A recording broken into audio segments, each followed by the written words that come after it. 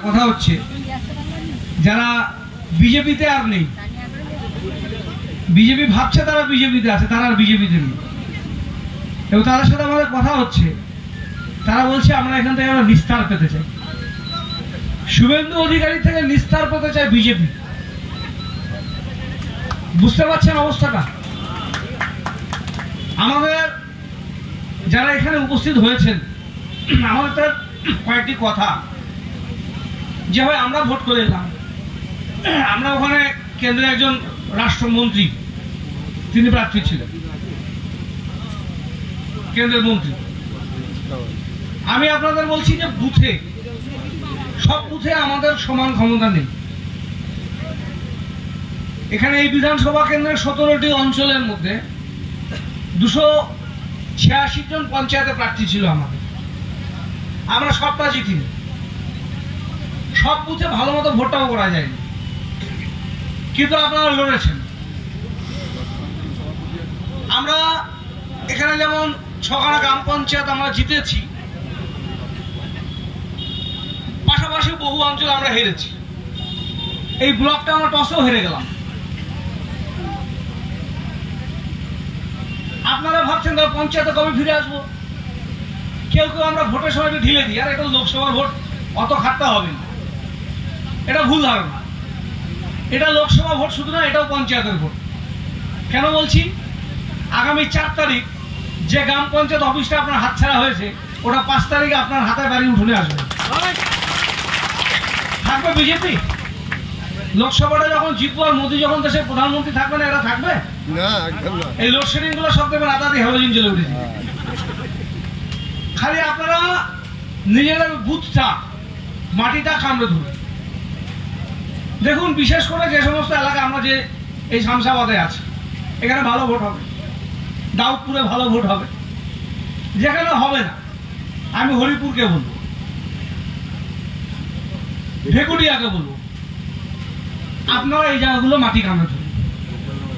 গোকুলনগর বুথের লোক কম থাকতে পারে, সোনাচূড়া তো দারুণ লড়াইয়ের জায়গা দেখে এলাম, কারণ আমি গিয়েছিলাম সোনাচূড়ায়, খুব ভালো, এত সুন্দর।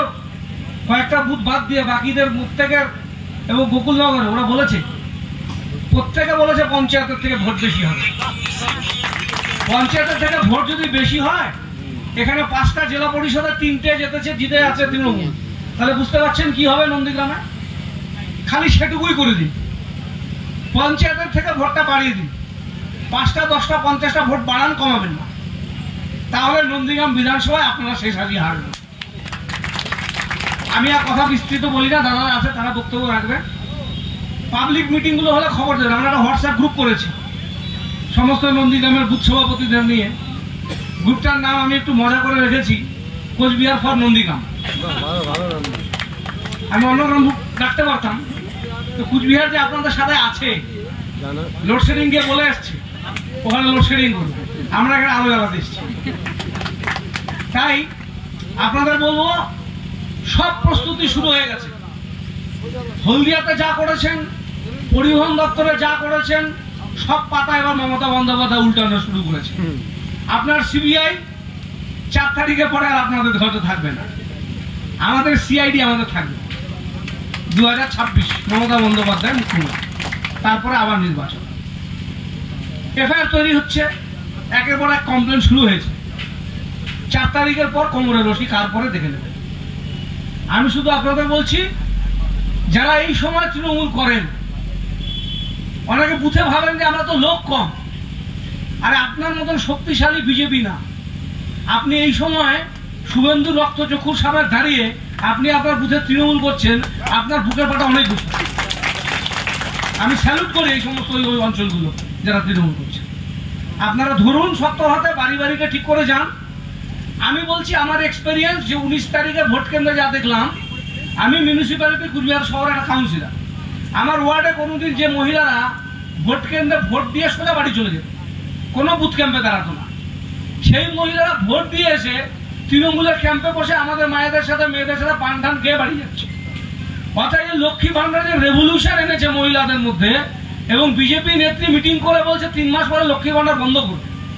মায়েদের কাছে পৌঁছে যান, শুধু সব বুথের কর্মীরা 4 জন 5 জন 7 জন বেশি ভিড় করতে হবে না, শুধু বাড়িতে গিয়ে সব মহিলাদের সাথে অবশ্যই দেখা করবেন। খালি বাড়ির কর্তার সাথে দেখা করে আসলে হবে না, কর্তার চেয়ে এবার কর্তৃর উপরে বেশি ভর করুন। এবারে ভোট কিন্তু মায়েদের ভোট। এতটুকু বলে প্রত্যেককে অভিনন্দন শুভেচ্ছা জানিয়ে আমার বক্তব্য শেষ করছি। নমস্কার।